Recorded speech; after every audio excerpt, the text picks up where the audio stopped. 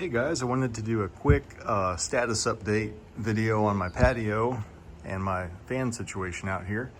If you've been watching my channel for any period of time, you might recognize this fan. This is about a 1975 or maybe even 76 Hunter 22206 Adaptair. This fan, I got it back in 2017 and I did a very quick and dirty, just overspray on it, just kind of cleaned it and sprayed it with Rust-Oleum Heirloom White. So that's what you see here. But the story is, for this patio, it's still being built. Next week they're gonna tile it. Once they tile it, they can put in the outdoor kitchen and put the fascia on that, put the grill in, put the gutters on, so a few more things to do. But anyways, they wanted the fan up to do their final structural framing inspection, which will be next week. So I didn't want to put up the Dayton just yet, because there's going to be a 60-inch Dayton 270 out here when it's done. So I need something temporary that could maybe have a better chance of passing inspection, because it is grounded up there in the canopy and all that, unlike the Dayton. But anyways, it's on a KBWC wall controller. Start up on high.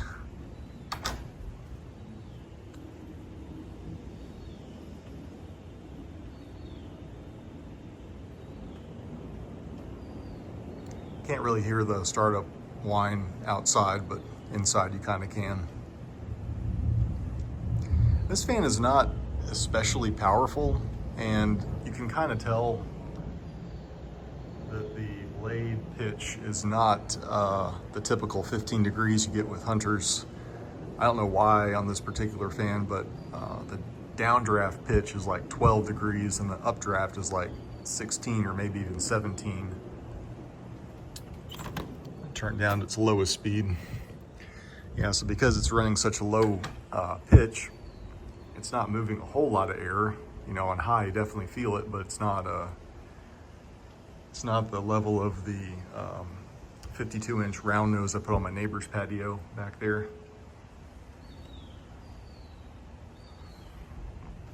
So yeah, these are nice fans. You've got the cast iron switch housing on the bottom. Got the trumpet canopy, which is actually plastic on this one. Now, this fan is in kind of rough shape. You can see the tag is pretty mangled. Someday I might do a proper restoration on it, like take all the paint off, prime it, and then repaint it.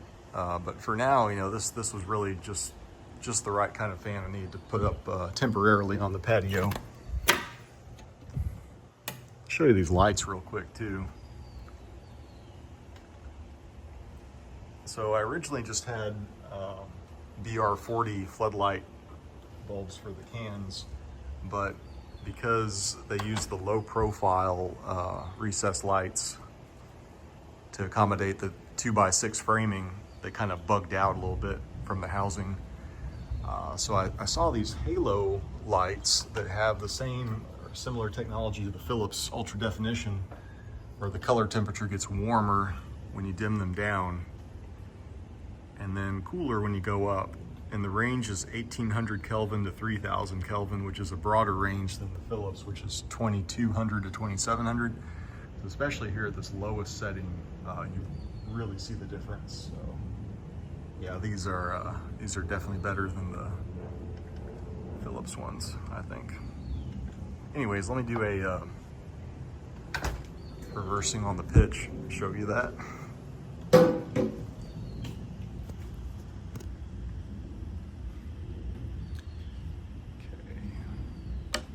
Go. Whoop. Okay, I'm gonna turn this thing up on high. And you'll be able to see by the speed how much steeper the pitch is in reverse.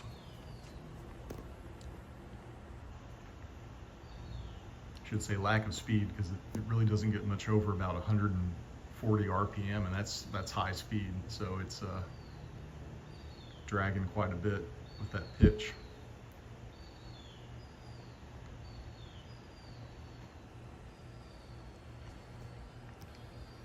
And do I feel anything from it? Not Really?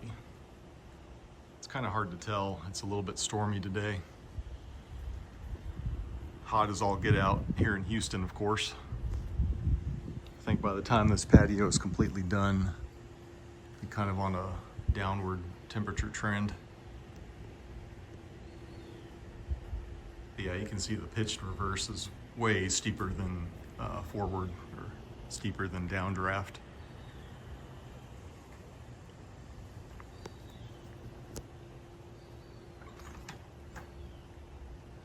So yeah, once the patio is complete, which will be probably in about a month, I'll hang the 60-inch Dayton, and cannot wait to show you all that video.